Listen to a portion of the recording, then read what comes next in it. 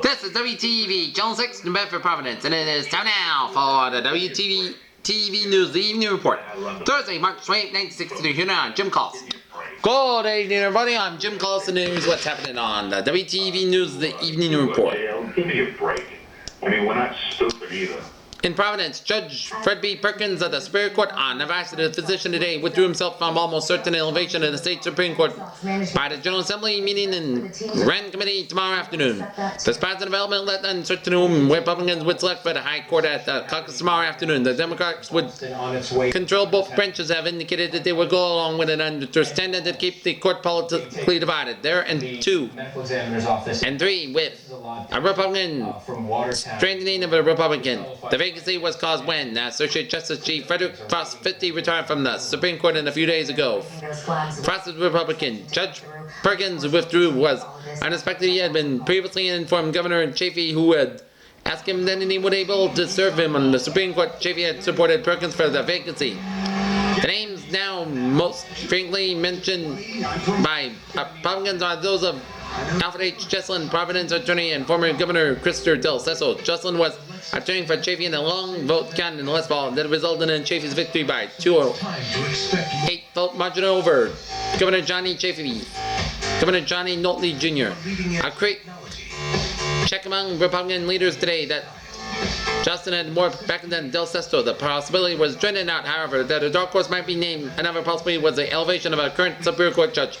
Judge Perkins' letter to Chafee and released by the governor's office said, "I am asking the Governor Chafee to advise that the leaders of the General Assembly that my name no longer be considered for the Supreme Court when Justice Frost retired. Governor Chafee asked me if I would be able to serve. I advised him that I would. And unfortunately, my doctor has counseled me against increasing my responsibilities, and I'm heeding his advice. I'm grateful for the consideration shown me, and I deeply requesting that my name no longer be considered." And residents are really lining the route right now as there is a procession from the Providence.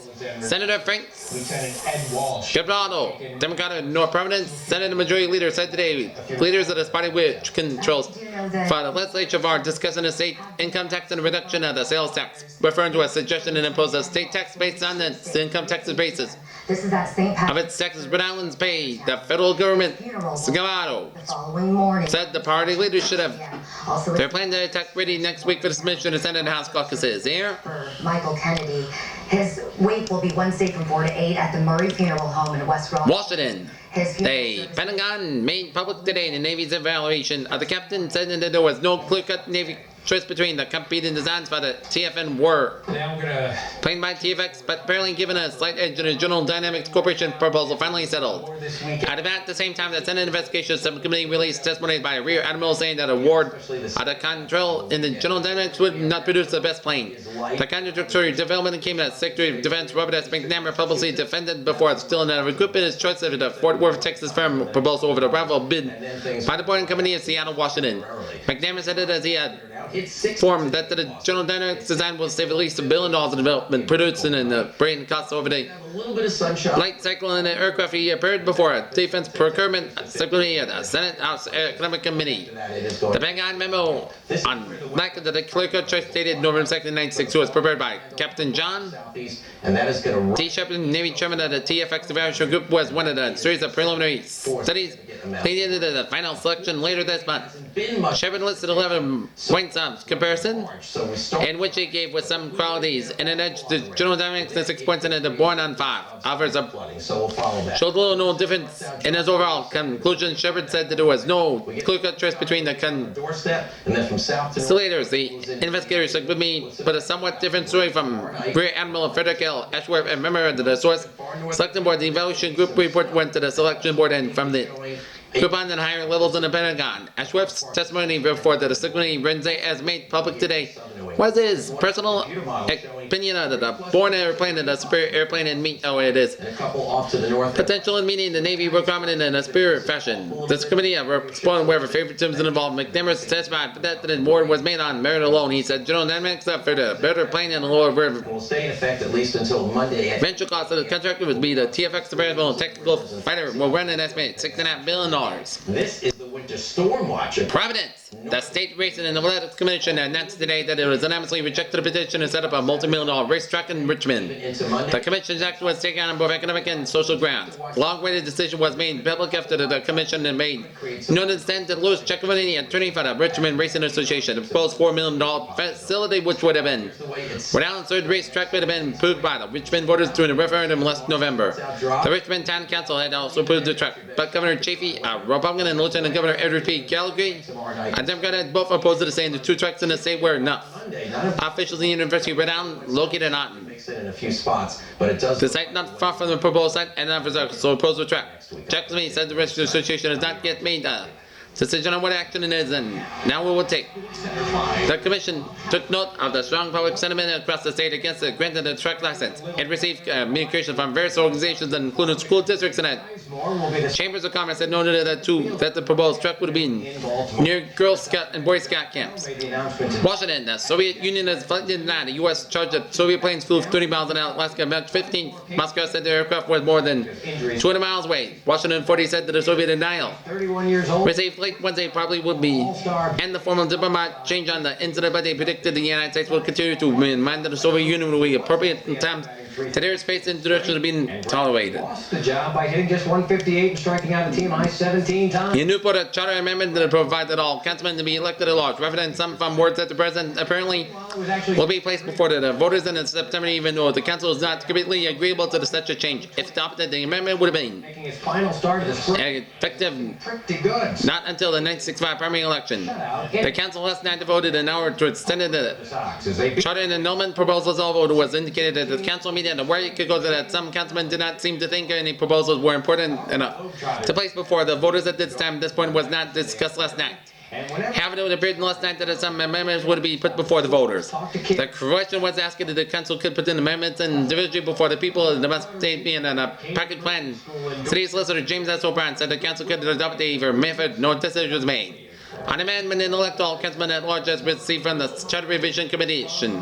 Councilman Patrick O'Neill Hayes and Dennis F. Shea appeared in favor. Councilman Henry C. Wilkerson and Henry C. Petropoulos helped with the current ward councilman election, and Mayor Charles A. Humbley and Councilman Mortimer A. Sullivan in favor of the president plan, but felt that voters should decide. Humbley felt time that a change of effects to the councilman they should have not decided, but let the voters pass it on it. RSE. Councilman Shane Wilkerson expressed strong opposition to an employee protective amendment which would bar city employees from taking their part in the politics. That's bills to an amendment to permit the mayor to call a special meeting in the council. In addition, 3 councilmen has now provided was expressed the mayor, the councilman fell, and the only powers of any other councilman and the president Kelly of a space. Just special meeting by 3 councilmen is no hardship.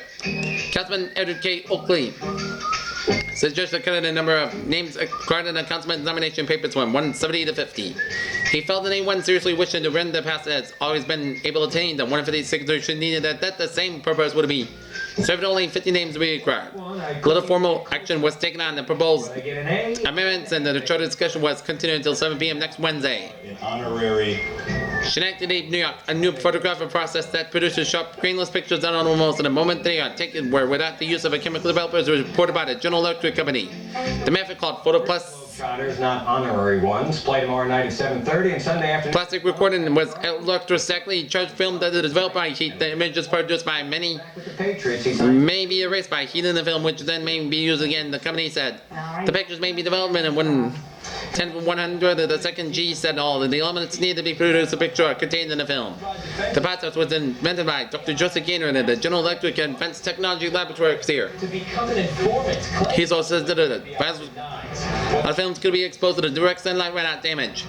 Gaynor predicted that after the first application, the new process would be by the Surprising discoveries. military expects to be considered a list immediately, he said. Someday you won't need all of this space. And you'll 2 games this afternoon all over the place. at Regis High School ushered in the ESIT basketball tournament, 26th consecutive series in Ice cream. Newport, Ken Van Nuys, Pittsburgh, Pennsylvania, Bergen, California, New Jersey collided in Clifton Razor at 3:15 p.m. The Best in class combined. game was followed by the Cavito High of Trenton, New Jersey, and the St. Mary's Boys of Manhattan Long Island clash. 7:30, DeMatha High of Huntsville, Maryland, 962 EACIT championship play. Central Catholic High of Allentown, Pennsylvania at 9. St. Peter's Prep of Jersey City will take on the St. John's College High of Washington, D.C. High quality teams shares another tournament. We believe was found in basketball and examined many experts feel that this tournament will match the classy 1962 event considered the fastest of all ESCITs. For the second successive year, the Newport City LaSalle Academy is now represented 3 times an ESCIT titleist. LaSalle was not invited last year because of the poor record. This year, the Crusaders played in the state tournament and were invited to the ESCIT. They were forced to decline, however, by the state principal committee, and athletics would not sanction and the tournament played in so late in the season. Newport fans, however, loyally supported the ESCIT last year. Despite the lack of a hometown representative, the New York and New Jersey teams had large winning sections. DeMatha has an entirely new started team this year, but is rolling along in the championship south. Allentown has a final record 19 and won in many upset the champs. Unless Newport visited 7 years ago, Allentown lost the St. Mary's of Elizabeth in the final, 50-49. Besides rapid score, Doug Heiss and Terry Monwald with together after about 20.1 points. A game turned to contribute less 20 minutes. John McClure, Dill Panella, and Frank Phelan. Last year's Catholic team rivalry between DeMatha and Trenton is keen.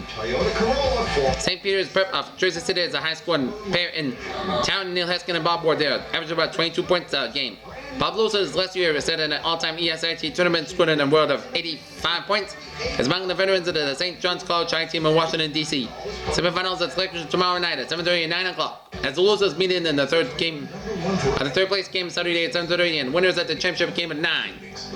Consolation round play will start tomorrow afternoon with 2 games and winners play Saturday at 3:15. Mayor Hamley extended the city's greens of all the tournament participants at today's luncheon at Hotel Banking. Hugh J. McGowan, team selection and official chairman, also spoke. 3 Newport clubs also are cooperating with the ESCIT committee last night reception for visiting coaches, athletic directors, and the press that was sponsored by the Elks. The Kiwanis was sponsored the Friday luncheon at the Hotel Banking at the Rotary sponsored Saturday luncheon at the Naval Station.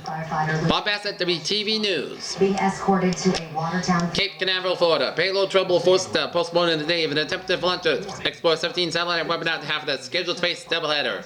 As the satellite shut and postponed, the countdown was proceeded on Saturn Super Booster, which would set out the ideal off between 1:30 and 5:30 p.m. Eastern Standard Time. The National Astronauts and Space Administration reported that the Explorer 17 will launch it off until at least early next week. Leasing now at Central for just $179 a month. An official said that the pre-flight check showed a flaw in the mass spectrometer when an non-almost atmospheric measuring devices back to them. For advanced handling, he said the less steady instrument would have been to be replaced by another. Being thrown here from NASA's Goddard Space Laboratory in Maryland, the mass spectrometer was in the measure collected by neutral particles, and the satellite made exploratory sweeps at the Earth's atmosphere's altitudes between 155 and 590 miles. The Explorer 17's assignment to make a further study of the structure of the atmosphere. The satellite was to have been shot or locked between 9 p.m. and midnight by a Delta rocket. When its hydrogen engine was to be cut off for the delivery during flight to determine a 165-foot tall, 470-foot vehicle ability to operate in the engine.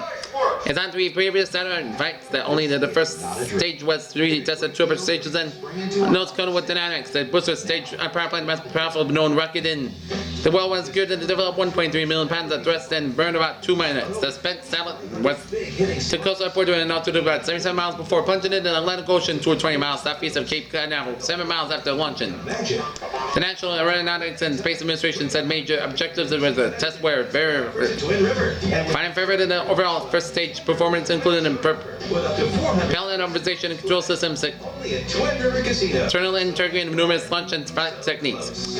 The flight was less scheduled for the Saturn first stage only. The initial test found with the second stage is set for later this year on Saturn and split launching, which also to be the first in which the booster will build up full thrust of 1.5 million pounds. Started with a flight number 6 late this year. Saturns will all be carrying in the early advanced models of the Apollo. Special truck month pricing to get a total value of over $7,500 on this silver. Shipping to New York at the 11th Saturn and then late 1965 or late 64 is earmarked to the booster of 3 men. You don't have to be Apollo teamed in the Earth orbit for the 2-week stay. Kennedy home. You can arm your security system if you forget. Prime Minister Fidel Castro threatened today to arm Cuba with long-range bombers instead of convoy Cuban shipments unless the United States clamps down on hit-and-run raids against the Cuba exile groups and accompanied Castro held the United States responsible for an attack by the Soviet freighter by Cuban exiles Tuesday night. In these attacks, when time Cuba will see herself in a situation of considering the today. Propositional long-range bombers as well as Everything safe. naval equipment Xfinity Home, you can and we're doing necessary to escort our merchant ships and see that to you're protect our supply lines and and make sure you never have repel aggressions of coming say Castro's chocolate long-range anywhere. Plus, bombers was an obvious reference to the Soviet 750-mile range jet bombers and the Soviet sent to Cuba last fall along with the medium-range missiles. for $29.99 After the United States put a naval blockade on Cuba, Soviet Premier Khrushchev agreed to withdraw the missiles and the bombers. The U.S. government said it would today. cannot wait to the ships leaving Cuba. The Soviet government informed Washington in December there was all the so-called offensive weapons and sent to Cuba. The lives of the Soviet crewmen were put in grave danger and sent to the merchantmen and was seriously damaged in Tuesday's raid. Favorite games. Castro said, in Miami, spokesman for the anti-Castro Commando Oil Group said the raiders slipped into the power of his bells. This attack on Tuesday night attended the Soviet freighter and left in the badly in need of a repairs to keep it from sinking. The spokesman said that the Kyle Draper joined by Tommy. raiders returned safely to their base somewhere in the Caribbean. The raid was second in acknowledged attack on the Soviet freighter in Cuba this month. The first was March 17th. A Justice Department official said in Washington there was no evidence and March 17th was then launched from American soil. Castro also charged that the Yankee agents sabotage a Bolivian airliner in which There's Tommy. Kind of unusual with last week in summer Pennsylvania, he said that the agents were after documents carried by the two Cuban counters on the plane. any adjustments, I guess, you can make in 48 hours. Mrs. Ellen J. Loyard, the 3rd Beach Road in Middletown, followed What happens in a home and home in the back? first wit of Louis L. Loyard has started to launch a complex suit against Feeling pretty good about Mrs. Elizabeth Crane Loyard, $30,000 his present wife, according to writ recorded today in the city clerk's office in Newport. The writ was returnable in Superior Court April 20th when Texas property awarded the President Mrs. Loyard the Blitz Mine Road in Newport. Her home is listed on Hot Springs, Arkansas. exactly what's The going legal action is arbitrated in a series of court fights between Loyard and his first wife since their separation. Kenneth Street was started by both for the personal property in his Fair Beach Road residence. to win this game. They were Because I was going to ask you heard in last fall after an apparent court agreement had been what the other team does. Do you reached to the ownership of certain items. A further dispute arose when the parties were to the home of their like that? attorneys. The removal of the furnishings was halted. The case is pending in the Superior Court where the further hearing is waited. Before Loyard would come to Newport with his present wife and he asked for the court to guarantee that Evers, On the team next year. his nor his wife would be served with the legal papers of any What style that they may be playing. the guarantee would be given by the court. What post player? Paris. French electrical workers staged a series of brief surprise strikes today, sinking Paris subways and suburban trains during the rush hour and leaving many commentators stranded. Lights blinked off in various parts of the capital. The electrical workers said they will shut off the current and intermittent intervals during the next week. Okay, now the winner now. Here now, Peter Wiggins. Take away, Peter. Okay, thank you very much. Jim, right now, current conditions at Getting 9 stitches in his 6 p.m. Awards at 53 at Providence, 59 in Raptors, and Jeff Green back. Alconsett, 53 in Newport and in Wesleyan and Blockon, 54 in Taunton, 54 in Bedford and Plymouth and in Hyannis and Mars Vineyard, 46 and then second light rain, 52 out in Norwood, 52 in Boston and in Beverly, 48 in Lawrence and See that combination a little more. Bedford, 43 in Fitchburg and Worcester, 47 in Springfield, 50 in Winterloch, 50 in Hartford and 63 in New Haven and 57 in New London. Here. Who we can work with, what some of your... Alright, let's take a look at our map situation here. Occasional light rain and scattered showers are expected tonight over region in the western third of the nation with a few snow showers in higher elevations of the mountain areas and will be cooler in the area as well as in the New England and the rest of the nation will be seasonally mild with fair to partly skies. Here. The game that you can go to. And let's take a look at our forecast for the round. In Massachusetts, fair and colder tonight. Friday, fair and colder than today. Low tonight, upper 30s and coast and Steven said before. near 30 inland tonight. For Boston vicinity tonight, fair and colder, low temperature in the upper 30s along with the coast, but Jeff Green. near 30 and northerly winds about 10-20 miles per hour. And Friday, fair and cooler than today. East port to block on, northerly winds about 15-20 knots. And Friday, northerly easterly winds about 15-20 knots. Friday, northerly easterly winds about 15-20 knots. And fair weather visibly over 6 miles. And what's on stage? At what Sunset, for the Raptors? 6:45, and that is going to be it for the WTEV News early evening report for this March 28th, 1963 on a Thursday. I'm Jim Clausen on Side P. With a good evening, and we'll be back at 11:15 p.m. with the news. Have a good evening. For the Raptors, this is a big game for them.